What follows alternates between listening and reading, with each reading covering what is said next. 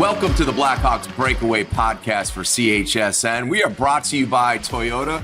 Toyota has more all-wheel drive and four-wheel drive vehicles than any other brand. Find yours and shine on. Toyota, let's go places. With Charlie Roumeliotis, I am Pat Boyle. Find yours is now the theme for the Chicago Blackhawks as the NHL Draft lottery is in the rearview mirror.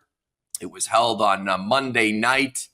Interesting format. We'll maybe talk about that a little bit later on. But the Hawks, they had the second best odds to land the top overall pick. They ended up dropping a slot to number 3. So that's where they will select in June's entry draft, 3rd overall. The Islanders jumped up 9 spots. They'll have the top pick in the draft. San Jose will be 2nd, the Hawks 3rd, and Utah jumped 10 notches, and they will select 4th. Charlie, your initial thoughts on last night's draft lottery? So I went into the day feeling like the Hawks were probably going to fall back. It just feels like the last couple of years they gotten some really good lottery luck. 2 years ago, jumping up to get Connor Bedard in 2023, and then last year staying put at number 2 overall and getting Artem Levshunov. And it just felt like this year, I think the win would have been just to stay at number 2, but no surprise that they did fall back just because it just kind of had that feeling for Chicago. And here's what I'll say. I think clear cut, it feels like 𝗵𝗫 𝗍𝗫 and Michael Mise are probably 1 and 2. And the real intrigue of the draft probably starts with the Blackhawks at number 3 overall, which ironically, that was the same deal in 2019 in Montreal when the Blackhawks took 𝗵𝗫. But here's what I'll say too. I think going into this season, the Hawks had expectations to be higher in the standings. So I don't think the Hawks were expecting to be picking in the top 3 this season. So in some ways, getting the 3rd overall pick is probably like maybe a little bit of a bonus for Chicago, or maybe a silver lining to the down season that they did have in the standings. But I still think they're going to get a very good player at number 3 overall that could potentially be a foundational type piece. And so we'll see which direction the Blackhawks go in. Yeah, I just think this solidified their direction that they will go with their first pick overall. If they had got the 1st overall pick, I think, 𝗵𝗫 𝗍𝗫 discussion is in play. I agree with you. I think he will be taken 1st overall. I think Mise will be taken 2nd. And the draft, as you said, begins at number 3. And with no other defenseman projected to be in the top 10 of this draft crop, it's all about the forwards, namely the centermen. So I think that's exactly where you will see the deliberation take place. What do they need? What is out there? How do the skill sets fit? What are the deterring factors that move one prospect slightly ahead of the other? We'll get into that. But after last night's draft lottery, I sat down with Kyle Davidson and I asked him for his reaction to being now the 3rd selection in the entry draft. Yeah, no, well, first of all, it's exciting. We haven't seen a team or teams jump up like that in quite some time. And so I thought it was a good entertainment, but really happy with where we finished at slot 3 and think we're going to get a really nice player. What did you think of the Islanders moving up 9 spots to the number 1 pick, and then Utah jumping up 10 to get into the 4 spot? Yeah, no, like that. I guess that's always the reality of what could occur in a lottery like that, and we haven't seen that in some time. And yeah, it was a big surprise, but that's part of the fun. Many draft experts have 𝗵𝗫 𝗍𝗫 as the top prospect. And then after 𝗍𝗫, draft analysts have several forwards, specifically centers, at the top of their draft boards. At what point does positional need take precedence because draft picks that you have had in the past have emerged as potential core pieces for you? Yeah, the way I've always approached it is position never really trumps talent. And so we always try and go best player available. There are some tiebreakers to that kind of discussion, but the draft is one day and one opportunity to acquire talent.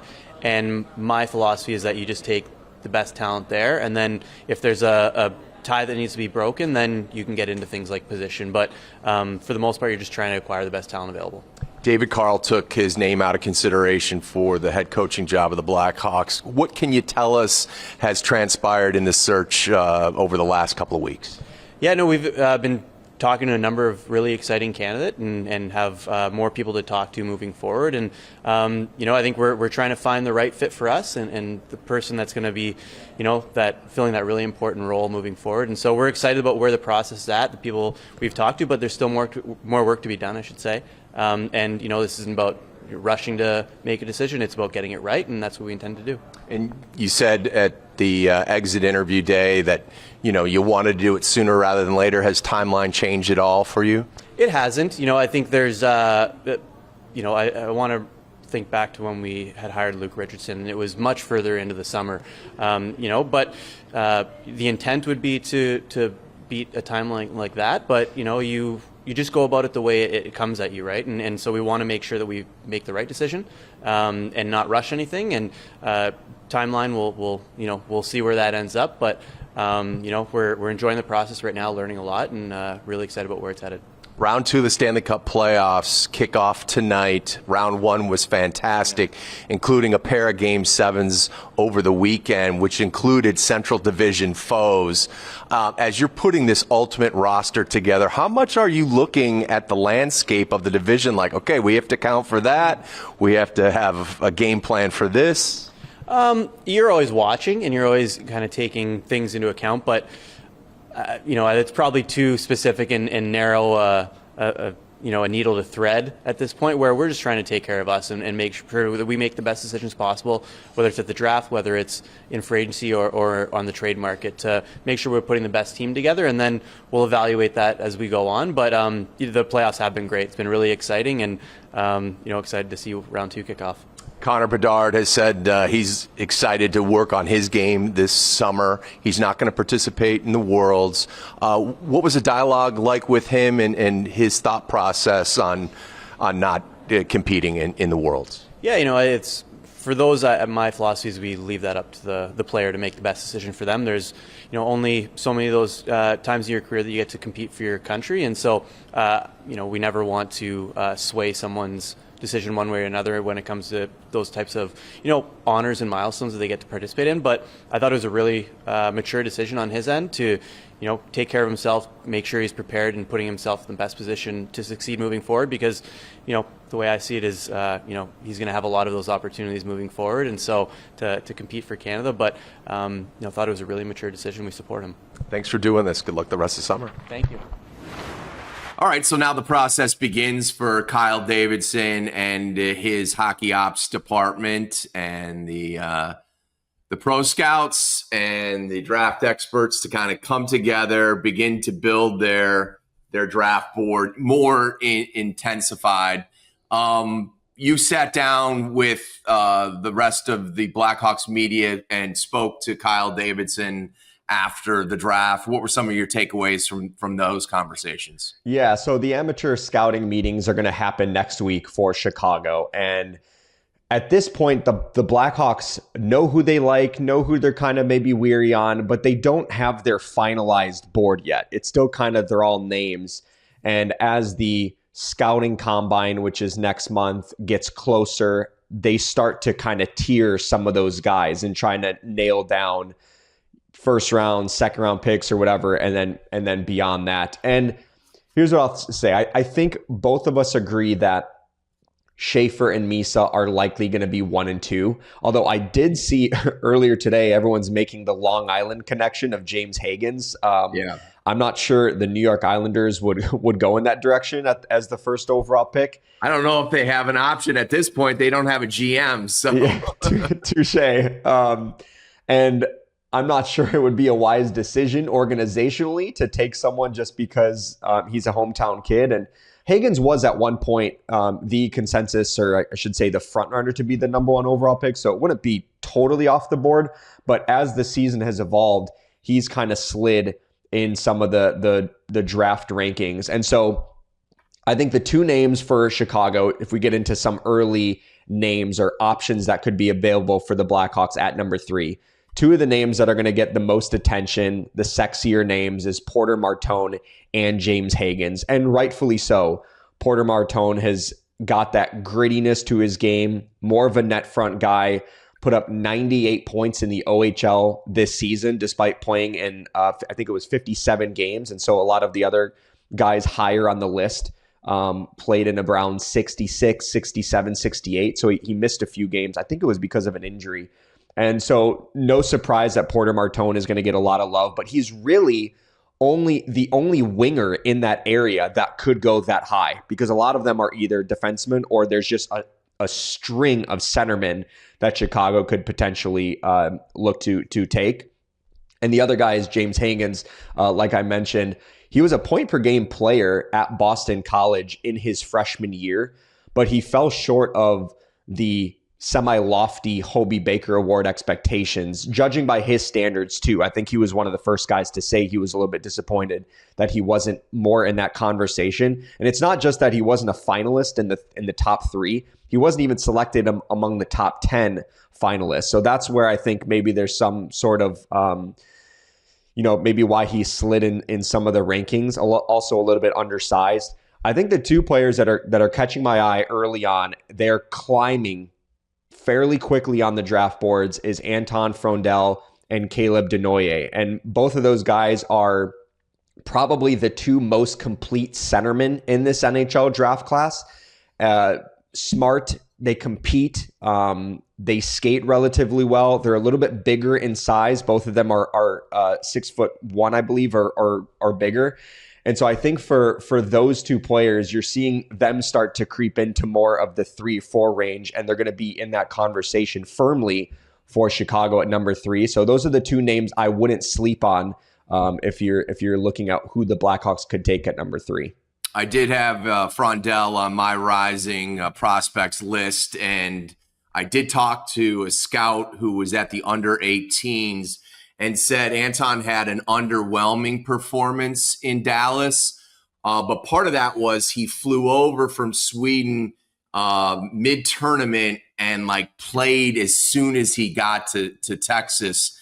And so some of the scouts and those that were analyzing the players wondered if some of that was jet lag, fatigue, not a great way for him to be inducted into the lineup, having to play right away. So it's one of those things. But I mean, when we talk about Schaefer hasn't played since the World Juniors, and all his stock has gone up. So sometimes you're being that prisoner of the moment and judging what you just saw may not necessarily be fair. I am with you. Well, first of all, if Michael 𝗵𝗍 somehow magically drops to 3, that is your slam dunk pick. Yep. You don't overthink that. Above average in all skill categories, great skater, great on his edges, high end speed, can drive offense. What did he have? 62 or 63 goals in the OHL, 134 points this past year. He projects to be a number 1 center. I think Corey Pronman had his comp as Tyler Seguin. I expect him to go to San Jose, but again, if he goes 3rd, that's where you go. You mentioned James Higgins, and he is maybe a victim of the expectations, the lofty expectations that were set for him over the early hype on him. And then he had a good year at Boston College, but maybe not a fantastic year at BC. And that's why his stock has dipped a bit in some folks' eyes. He's a tremendous skater, a puck handler, but not overly big. And I think that's the thing. If you're in the Blackhawks camp and you're looking at your top 6 group, 5'10", 177, and he plays that way, doesn't play a lot inside the dots. I think the Hawks' lack of size among their forwards would make them pause a little bit going the Higgins route.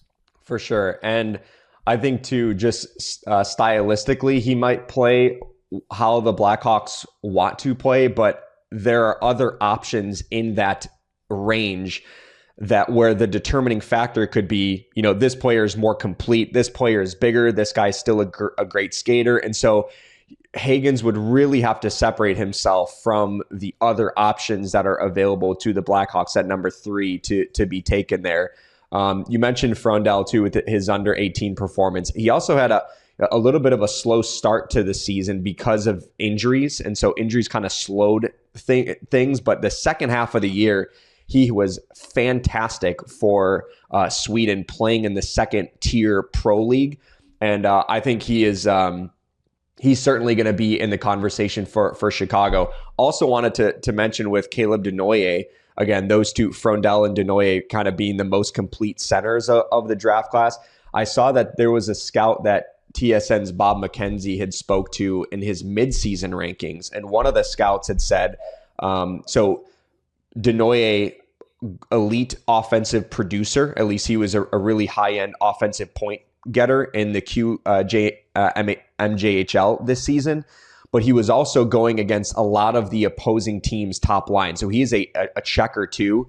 The scout had told McKenzie, think about a Philip Deneau type player with a little bit of a higher offensive upside. And I was like, well, that's a great guy you can slide into your second line center position if Connor Bedard is number 1, where he's driving the offense, and the second line is, you kind of think of how LA is built with Kopitar and Deneau. I mean, that would be a pretty good 1-2 center punch if you're Chicago, and Denoye would check a lot of the boxes probably that the Blackhawks are looking for.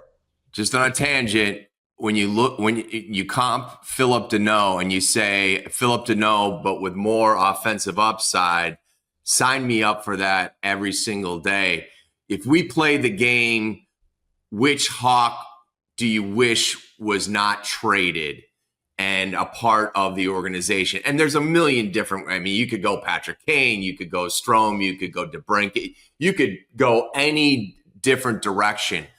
But if you don't trade Philip Deneau to Montreal at that time and you slot him in as your number 2 center or even number 3 center early on in his career, and then he elevates as Toews gets older and towards the end of his time in Chicago, think of how that would have worked with this team and how it would have answered probably the biggest question mark of the Cup era: who plays second line center? It was always somewhat of a revolving door, and it certainly was more so as Toews got older. And so Philip Deneau, he's always a candidate in my eyes. Like, if he would have stayed with the organization, you didn't make that deal with Montreal for Fleischmann. And who was the other? It was 𝗏𝗏 𝗏𝗏. Yeah. And if you didn't make the trade for those two, how things might have played out differently. Back to if you lean into the organizational need, if the Hawks really lean into that with the 3rd pick, I think Porter Martone is their guy at nearly 6'3", 210 pounds, great puck skills for a big guy, high compete level.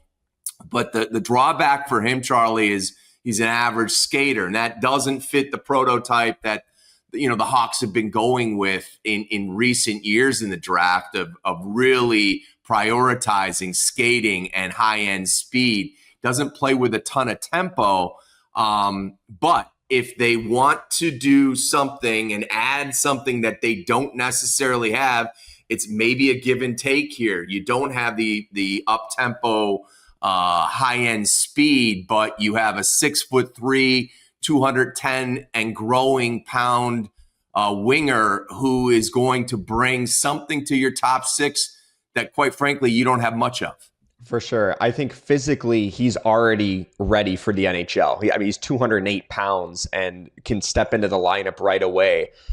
And he would bring a different element that the Blackhawks don't have much of in the organizational pipeline, where he is that gritty guy, goes to the dirty areas, net front presence, physical, right? I think if you're taking a winger that high for Chicago, you have to be incredibly convinced that he is going to be a Brady or a Matthew Tkachuk, and we've heard some of those comparisons with Porter Martone. I've heard to maybe pump the brakes on those comparisons because I'm not sure he's really in that category. And the point of hesitation with his skating too, like I actually look at Matthew Tkachuk. I think there was somebody on Twitter, I can't remember what the account was, a few days ago or last week, I think, had released like the fastest and slowest NHL skaters this year. And Matthew Tkachuk was like among the slowest NHL skaters. So it doesn't really, I don't put too much of an emphasis on that because you're not taking Porter Martone to kind of play a pace type game. He's more kind of to be that pest in front of the net or whatever. But again, if you take a winger that high, like you look at historically, Mitch Marner went 4th overall. Like you better be getting a potential franchise cornerstone and not a guy that's like, okay, we'll talk ourselves out of the elite complete centerman because organizationally we need a need at the winger position. And I'm not saying Chicago is going to do that because they're gonna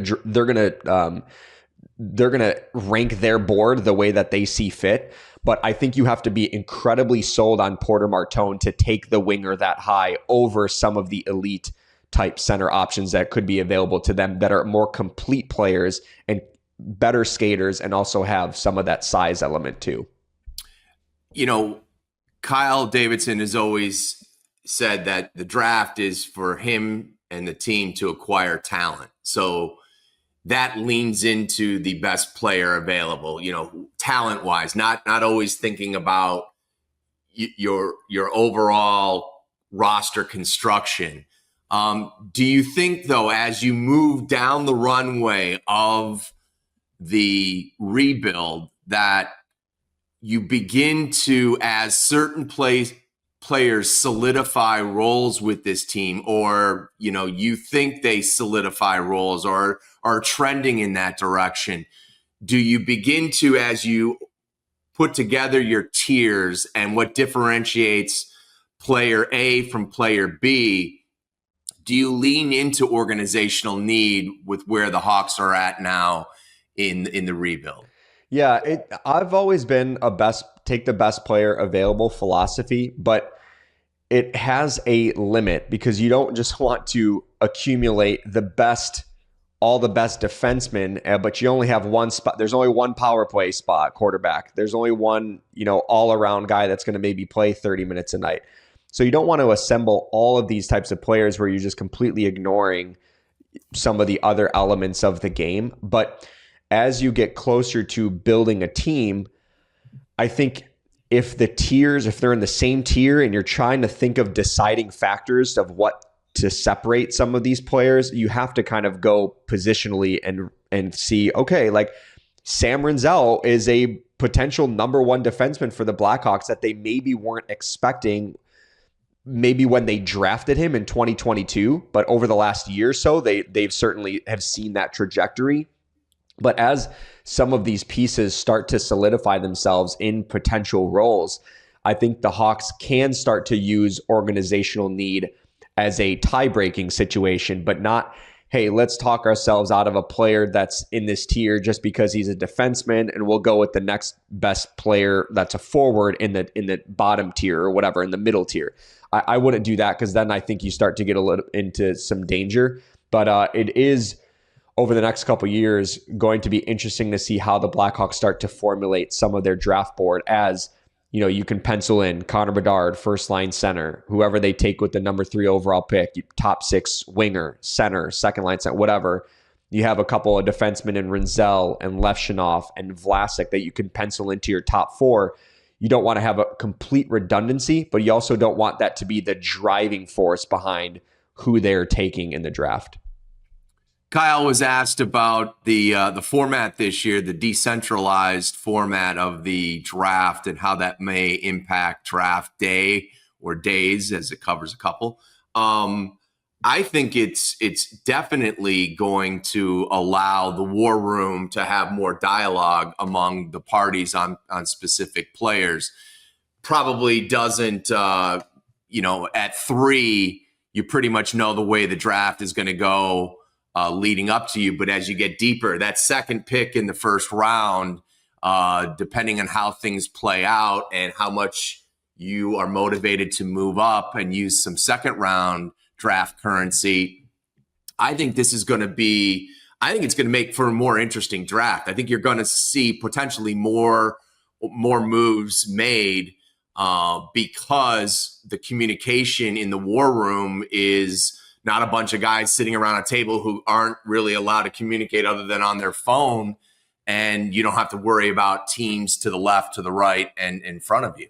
Right. Yeah. And once you get into the later rounds, like the second, third, fourth, and beyond, and maybe there's a guy that's sitting in the Blackhawks tier and they're trying to have some discussion over whether they should go up and get that player, that, there's less of being so secretive and kind of whispering over to one of the guys or girls next to you that's trying to make the decision. And so I think maybe it could create some more interest as far as there could be more movement in the NHL draft. I know I brought up this example, I think it was the last episode, but in 2022, when the Blackhawks went into that draft with 0 first-round picks and ended up having 3 first-round selections because of the trades that they made, I think 2 of the 3 trades that they made, so the Alex DeBrincat trade to Ottawa, they had done earlier in the day. But the Kirby Dach trade and for the number 13th overall pick that ended up being Frank Nazar, and also the Peter Mrazek trade where Chicago jumped up 13 spots back into the first round to take Sam Rinzel.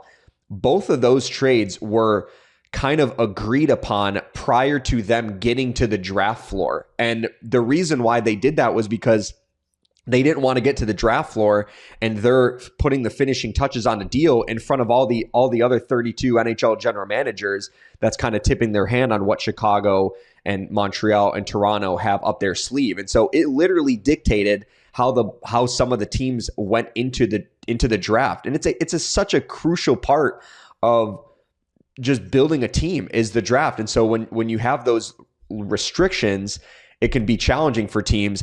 Having said that, as media members that love being there on the draft floor, it stinks for us because it's a cool networking opportunity and also just kind of seeing everyone on draft floor, and you can kind of see how teams operate and who's getting up to go have a conversation with which team. But I think that's literally the reason why the NHL has changed the format, because they didn't want it to impede some of the decisions for the teams.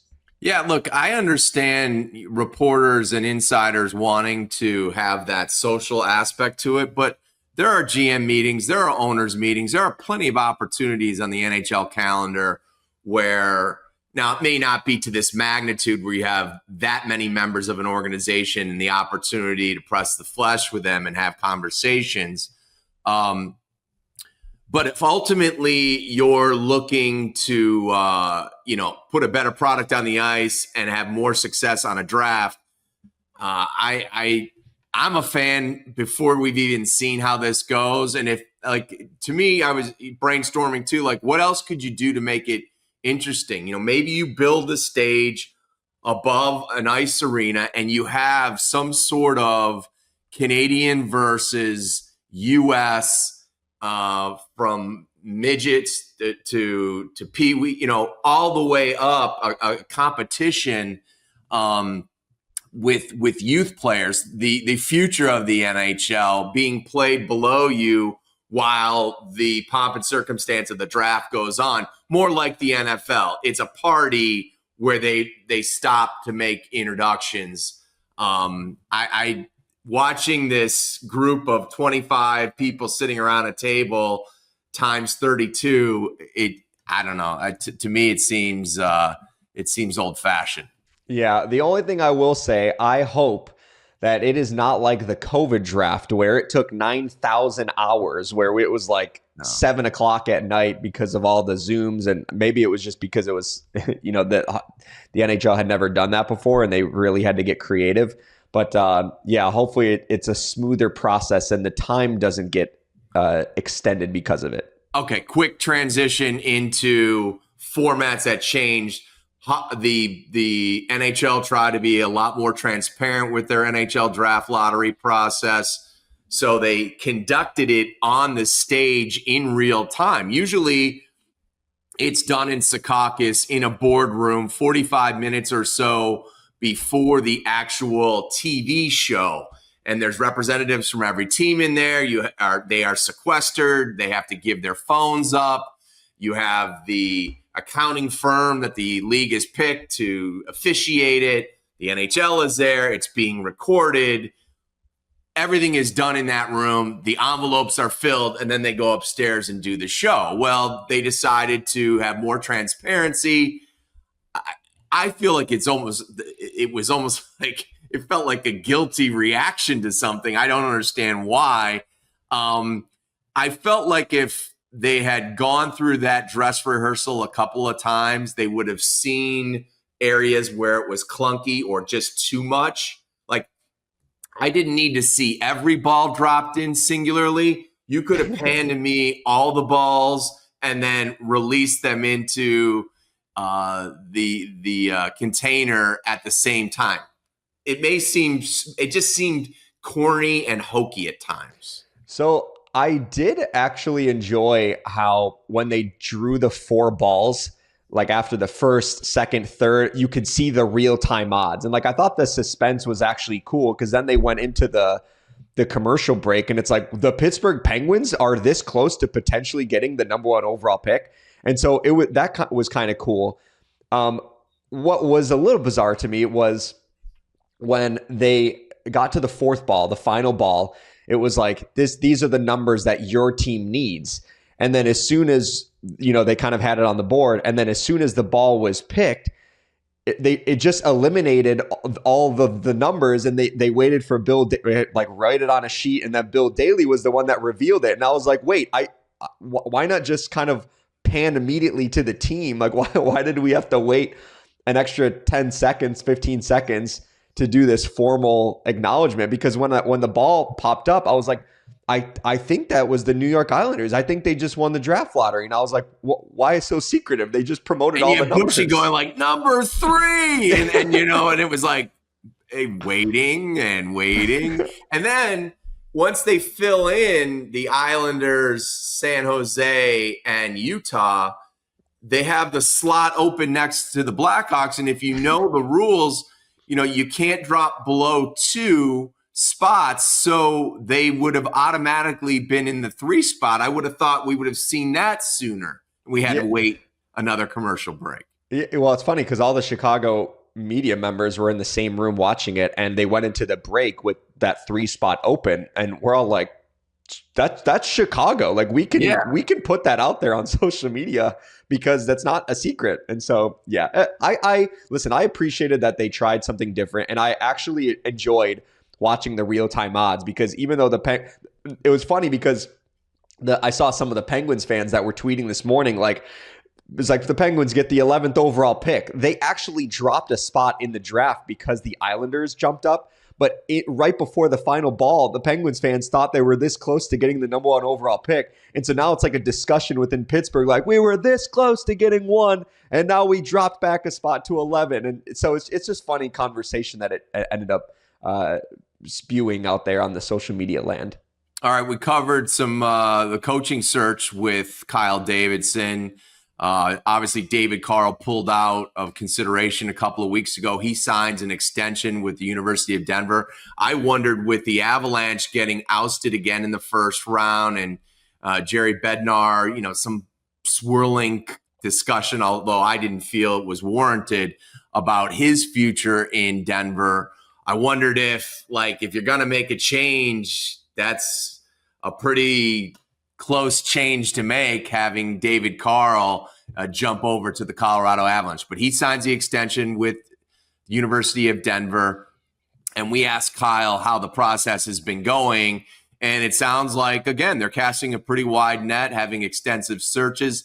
Not as many candidates as, say, maybe the Bears had, 20 plus. They're not going that route, but they're leaning to, get this thing done sooner rather than later. What did you take away from the conversation with Kyle about the search? Yeah, so first off, with David Carl, I think we said on the last podcast that it would sting far less if he ended up returning to Denver rather than choosing a different NHL team. And so that happens, signs a multi-year extension with the University of Denver. Although I think Carl was still under contract with Denver.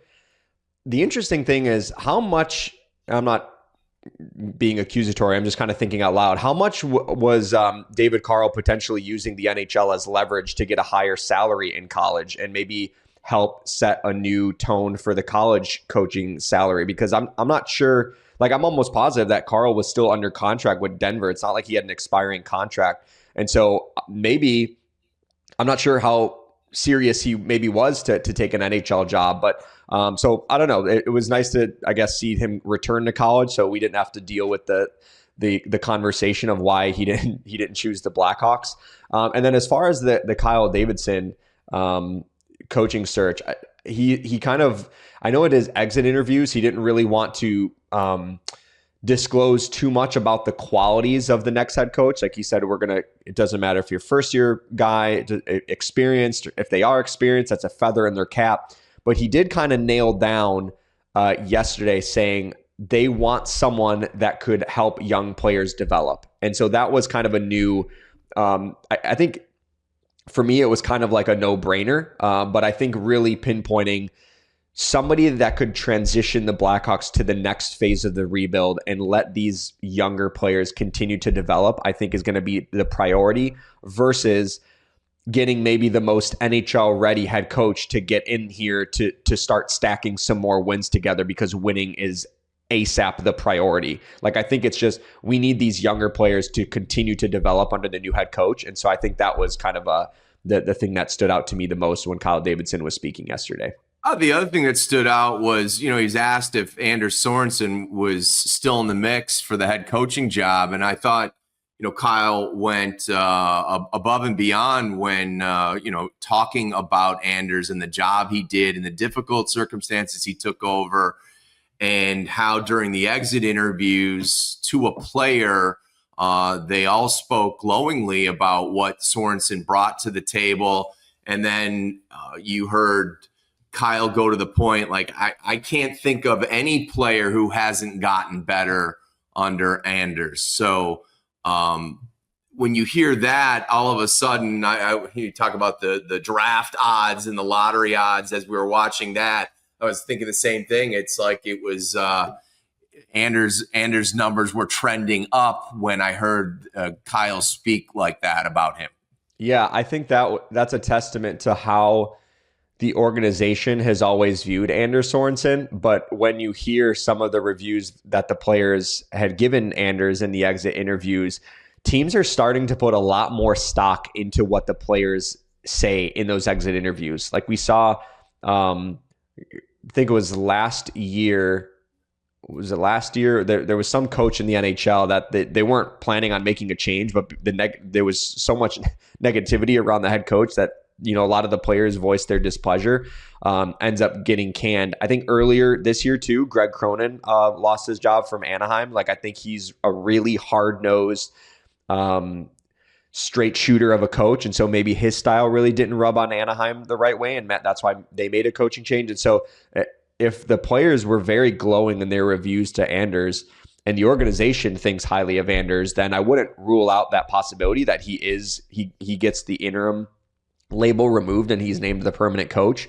I still think I would be a little bit surprised if that happens, just because I think his strength is working developmentally with a lot of the young players. And so I wonder if being the permanent head coach would take him away on some level of working closely with one-on-one with some of these players. And versus, when you're bogged down with, preparing for the next opponent, what's practice going to look like the next day? You have a bunch of media obligations. You just get pulled in a lot of different directions when you're the head coach versus when you're more the behind the scenes guy that's working closely one-on-one with some of those young players. So we'll see how that develops though for Chicago. Yeah. And again, that brings up the point. If you do have him in a supporting role on the coaching staff, are you thrusting that on ultimately your new head coach? It's something that I think the Hawks wanted to get away from, but as you begin to piece this together and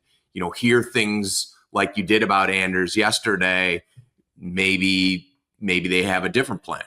Yeah. And so we'll see. All right, let's get into Stanley Cup playoffs. First of all, I am happy with my decision of doing this round by round because brackets busted. I think I went 4-4 in the first round. I think I went 5-3, but I wasn't. It could have easily gone the other way. Yeah, I mean, I had the Canadiens beating Washington, and I had LA defeating the Oilers. Could have happened. Yeah. I had Tampa over Florida, and I had Colorado over Dallas. Yeah. Did you see 𝗵𝗂𝗃𝗍, I think, got one right, or is 1 or 2 right in his bracket? Honestly, that doesn't surprise me. Yeah. He got dragged through the mud a little bit on social media. We had 2 fantastic Game 7s over the weekend. Let's start with Dallas, Colorado, as Colorado has a 2-goal lead in the third period, and Dallas at home erases that the final 9 minutes or so. They score 3 goals to win it in regulation, didn't even need overtime. And Mikko Rantanen gets the hat trick. He ends his former team's season. And I mean, to me, I know they were without 𝗬𝗏𝗀 and Robertson, but Colorado, like, if you don't beat Dallas, then when are you going to beat them? Yeah. Yeah. And it's funny because the last podcast that we did, we were talking about how we didn't really notice Mikko Rantanen in the series. And we're like, he's a good wingman, but not a Batman. And I was like, boy, he put on his cape in that game. 11 points in the last 3 games. I'd say Batman arrived. He must have been listening to the Blackhawks Breakaway Podcast. Of course he was listening. True. No, but what's crazy, because I was watching the game on Saturday night and Colorado goes up 2-0. They won Game 6 as expected. We're like, on home ice, they're just unbeatable there. And I knew that going into the Saturday's Game 7, Colorado was likely going to have the momentum because Colorado has Nathan MacKinnon and Cale Makar, and Dallas does not. And even when Dallas started to make their comeback, and even when Dallas went up 3-2 late in the third period, I was like, there was still a part of me that was like, I think Colorado's going to tie. Like, they just have Nathan MacKinnon and Cale Makar. And when I saw that empty netter go in, I was like, holy cow, what a series win by the Dallas Stars, who didn't have 𝗬𝗏𝗀, didn't have Robertson. Colorado played well in the series. MacKinnon and Makar, I know Makar didn't score a goal or whatever his goal drought was in the playoffs, and they got great goaltending, Colorado did, which is unlike in years past. And I am just stunned that the Dallas Stars were able to find a way in that series, and for Mikko Rantanen to be the guy that leads them, like 4 points in the third period, which I think tied an NHL record for most points in a period in a playoff game. I mean, that is exactly why the Dallas Stars went out and got Mikko Rantanen. And that's exactly what the Carolina Hurricanes were hoping to get in Mikko Rantanen, but didn't get. So then, not to be outdone, but on Sunday, Winnipeg and St. Louis face off, Game 7 in the Peg. The Blues have a 3-1 lead with 2 minutes to go, and the Jets find a way with the equalizer, 1.8 seconds, and then they win it in double overtime. What an improbable Game 7 victory for Winnipeg. You had the overall top seed, the President's Trophy team, on the verge of being knocked out in the first round. I mean, it doesn't get you don't get backed into a corner any more than that. And somehow they found a way to pull it out and get it to overtime and then win in the extra session. And we saw 𝗏𝗏𝗋 get off to another shaky start. But as the game progressed, third period, overtimes, will this be the catalyst to get him going back to the Vezina Trophy winning goaltender that we see usually in the regular season? Yeah, when Jordan Kyrou scored a minute and a half into the game, that place turned into a morgue quickly. Like, it was silence in that building, and they were like, oh boy, here we go again. And when that second goal went in, so it was 2 goals on 4 shots for the Blues early on, wasn't a great goal. I thought to myself, Winnipeg has to pull 𝗏𝗏. After the second goal, that was ringing through my brain because he had gotten pulled in 3 of the road starts, and he was literally the reason why Winnipeg had gotten to the point of Game 7 because they're the better team against St. Louis. And it's crazy how much better 𝗏𝗏 got as the game went on. It reminded me of Rory McIlroy when he went into Sunday at the Masters and he double bogeyed the first hole. He was like, it almost settled me down after that happened. And I thought of Connor 𝗏𝗏 where those first 2 goals go in on 4 shots and everyone in the building's like, this game's over.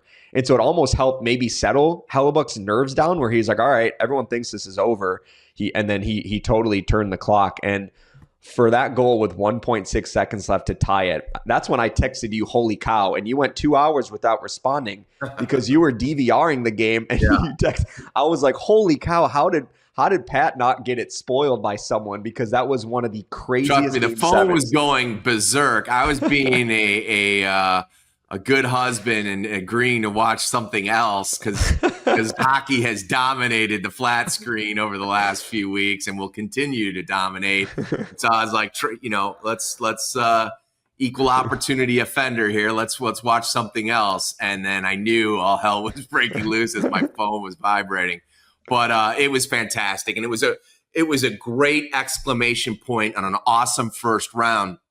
The other thing I took away from it is as we talk about this rebuild and where the Blackhawks are at and the construction of their roster, and now you look at the Central Division, and I mean, Minnesota gave Vegas everything they could handle in the first round, and we saw St. Louis give Winnipeg everything, and the Battle of Dallas and Colorado. I don't think it's a stretch to say it's the best division in hockey. Yeah, and I think in the next couple of years in the Western Conference, 5 of the playoff teams are going to be coming from the Central. It's going to be 5 and then 3 in the Pacific because that's how good the Central has becoming. And how about, too, by the way, Winnipeg doing that without Mark Scheifele in Game 6 and 7 and Josh Morrissey left in the first period. So they are literally down number 1 defenseman, number 1 center. 𝗏𝗏 was easily the worst goaltender in the playoffs leading into it. So it's for them to find a way to get that done. It was very impressive. All right, so let's get our picks in for the second round. Winnipeg and Dallas. I'm going to go with Dallas because I feel like they had the more difficult first round test and they pulled that out. I think there's some magic mojo going with that team. I'll tell you what, I will not over analyze the end of the regular season and think that that's going to dictate how a team plays in the first round of the playoffs, because I did that a few times and I was burned in the first round. I'm going with the Dallas Stars over the Jets. Yeah, I have Dallas as well in 6 games. I looked earlier today and Jason Robertson was taking line rushes. So if they get him back for the start of this series, Heiskanen maybe returns at some point in the middle of the series like that. Those are giant boosts. And I'm not sure what the statuses are of Scheifele and Josh Morrissey moving forward. The only thing that would concern me if I was Dallas facing Winnipeg is if this first round series win by the Jets somehow frees up Connor 𝗏𝗏 and he reverts to his Hart Trophy type form. Like this could be a really tough matchup for the Dallas Stars, but I will say this is going to be an interesting matchup too because you have Jake Ottinger on one end, Connor 𝗏𝗏 on the other. I think right now Jake Ottinger is the Olympic starter for Team USA, and so I think this is going to be a fun duel between those two goaltenders. All right, we move on. Vegas taking on Edmonton again. Look, the Oilers could very well have lost to the Kings in the first round. Down 2-0. We texted each other, this series is over. Down in Game 3. Down 2 goals in Game 4. And they found a way. When you see a team win 4 straight like that and do it in comeback fashion in the first 2 games, man, I struggle with this one. I think I'm going to ride with Edmonton. I really agonized over this because I hate going against Connor McDavid and Leon Draisaitl, because literally we talked about it in the last series with LA that every storyline lined up for LA. Like there was no 𝗻𝗂ci𝗰𝗶𝗹 for Edmonton. Stuart Skinner was playing poorly, but pretty much all season.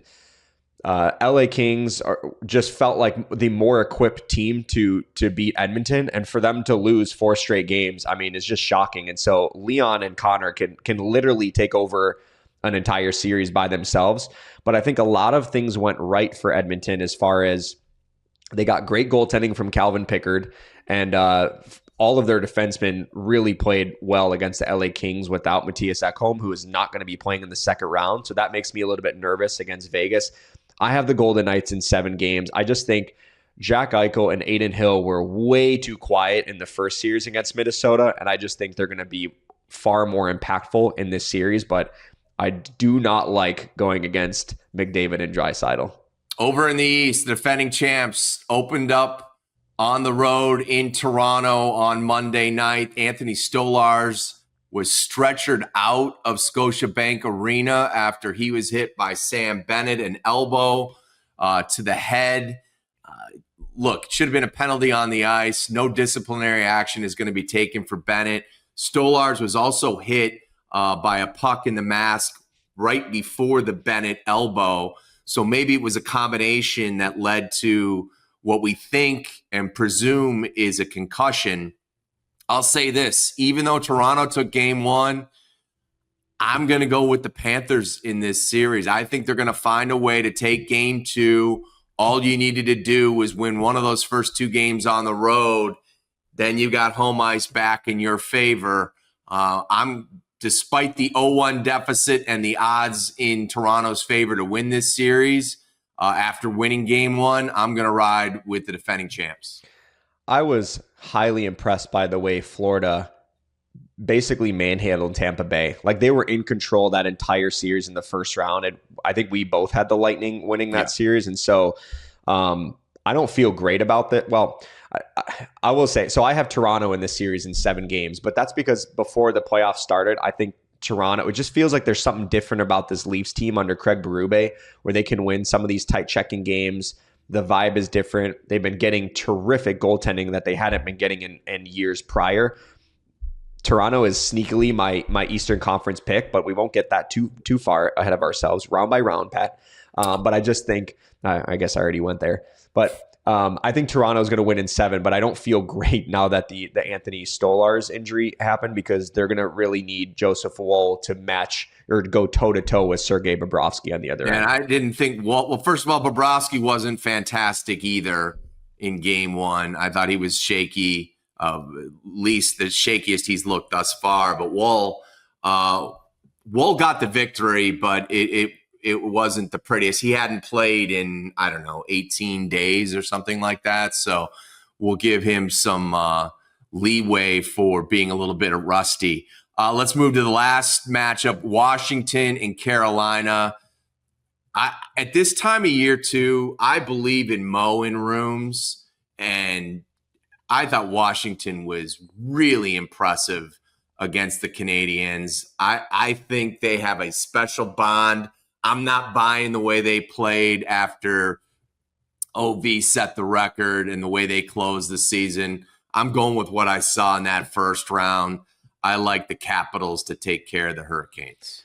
So I have Carolina in 6, but I hope you're right, because Washington has been a really fun story to watch all season long. And they're just different from the other teams, where they don't play with a ton of pace, where they're just going to rush you to death. Like they just have all these fun stories. Dylan Strome, the emergence of him, Alex Ovechkin, what he's doing at his age, and obviously the pursuit with Wayne Gretzky. You have Spencer Carberry, what he's done as a first-year NHL head coach with the Washington Capitals. So they're just a great story. I think the real question, Pat, is what is the over-under in penalty minutes for this series? Because the last time these two teams met, it was in early April. 120 combined penalty minutes in the final, I think 10 minutes of that third period, where it led to 8 game misconducts. And so this could get chippy fast. And if that does happen, that favors Washington because Carolina is a team that they want to race you to death. Like they're going to beat you on your speed. But if Washington is able to slow this series down and make Carolina play a physical brand of hockey and just get into skirmishes or whatever, that's going to favor the Capitals. And we know Tom Wilson is the guy that they will lean on when that series gets to the physicality factor. He was a game changer in that series against Montreal. Yeah, for sure. And Montreal they have some tough guys on their team, and Tom Wilson took them all on. All right, that is going to do it for this edition of the Blackhawks Breakaway Podcast for CHSN. For Charlie Roumeliotis, I'm Pat Boyle. We will catch you next time.